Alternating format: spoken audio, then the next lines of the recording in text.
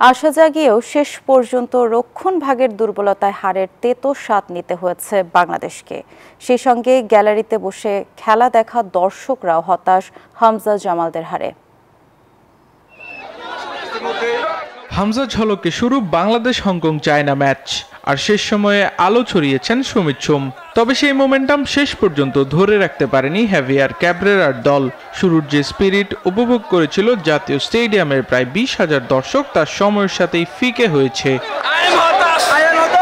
যুক্তরাষ্ট্রের এক নম্বর gym chain gold gym এখন আবারও বাংলাদেশে।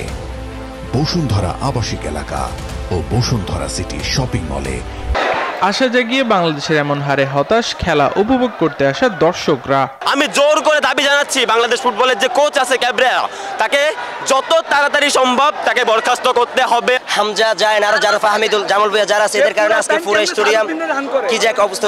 আমরা চাই বাংলাদেশ আরো ভালো করে খেলে আগামীতে জিতবে ইনশাআল্লাহ, আর কাবরার আমরা পদক চাই। বাংলাদেশের প্লেয়ারদের মধ্যে খুবই আত্মবিশ্বাসের অভাব দেখতেছি, এইটা খুবই খারাপ লাগছে আমাদের। ম্যাচের মাঝামাঝি সময়ে তাদের মনে হচ্ছে না যে কোনোভাবে ম্যাচ জিতবে। ম্যাচ হারলেও হামজা মুরসালিন সুমিতদের পারফরমেন্সে খুশি তারা। আশা করি ভালো করবে, বাট হচ্ছে যে 11 জন ভালো খেলতে হবে, একজন হামজা খেললে তো হবে না, বাকি 10 জনও ভালো খেলতে হবে। আমরা চাই বাংলাদেশ জিতুক, আমরা চাই আগামী দিন বাংলাদেশ ভালো জায়গায় যাক। একটা কথা, আমরা আর মন ভাঙতে চাই না। আরেকটু ভালো করা উচিত, এটা ইনশাল্লাহ আস্তে আস্তে আরো ভালো হবে।